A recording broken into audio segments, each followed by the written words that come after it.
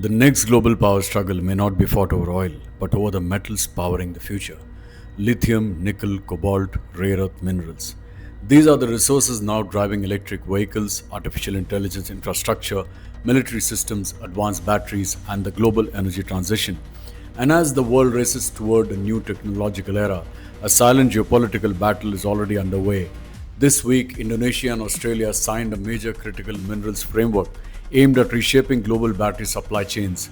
On the surface, it looks like another economic agreement, but underneath it is a much larger story about power, dependence, and the future of the global economy. Because whoever controls the supply chain may ultimately control the future. For decades, oil shaped geopolitics. It created alliances, wars, empires, and trillion-dollar economies. But the 21st century is producing a new strategic resource race, one built around batteries. Today, nations are scrambling to secure the materials needed to power electric vehicles, AI data centers, renewable energy systems, consumer technology, and next generation defense infrastructure. And right now, China dominates much of the supply chain, but countries around the world are beginning to push back. Why these minerals matter? Most people see electric vehicles as a climate story, but governments see them as a strategic power story. Every EV battery requires massive quantities of critical minerals. Nickel increases battery energy density, lithium stores energy, cobalt stabilizes battery performance, and demand is exploding. Global EV adoption is accelerating rapidly. Governments are subsidizing clean energy transitions, AI infrastructure is consuming enormous amounts of electricity, and energy storage is becoming essential to future economies. The result? The world suddenly needs enormous amounts of battery metals, and that demand is transforming geopolitics. China's dominance.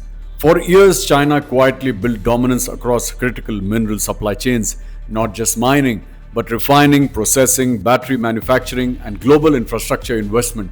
Today, China possesses much of the world's lithium and rare earth supply. It also holds enormous influence across African and Asian mining networks. This created a dangerous reality for Western economies because even if minerals are mined elsewhere, many still pass through Chinese controlled supply chains. That dependence is now making governments nervous, especially as geopolitical tensions rise between China, the United States, Europe, and Indo Pacific allies. Why Indonesia and Australia matter? This is where Indonesia and Australia become strategically critical. Indonesia possesses some of the world's largest nickel reserves.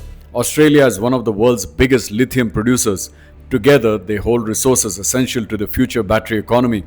But this new agreement is about more than mining.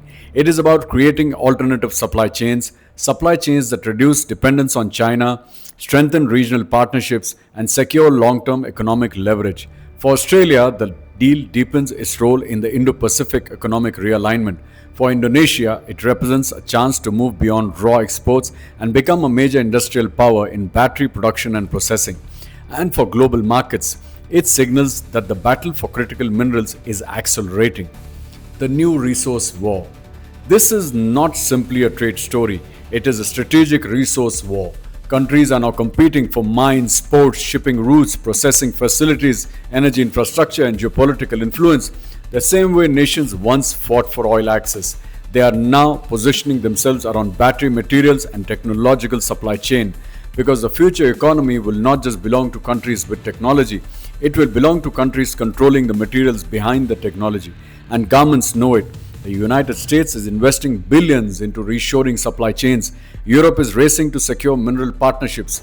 The Gulf states are investing heavily into energy transition infrastructure. And emerging economies are realizing they may suddenly possess strategic leverage the world desperately needs. What this means for the future? The world is entering a new economic era, one where resources, technology, energy, and geopolitics are becoming deeply interconnected. And unlike the oil age, this new competition is happening across multiple regions simultaneously: Africa, Latin America, the Indo Pacific, the Gulf, and Central Asia. The countries that secure critical minerals access today could shape global influence for decades. And that means the battle over battery metals may eventually become one of the defining geopolitical stories of our time.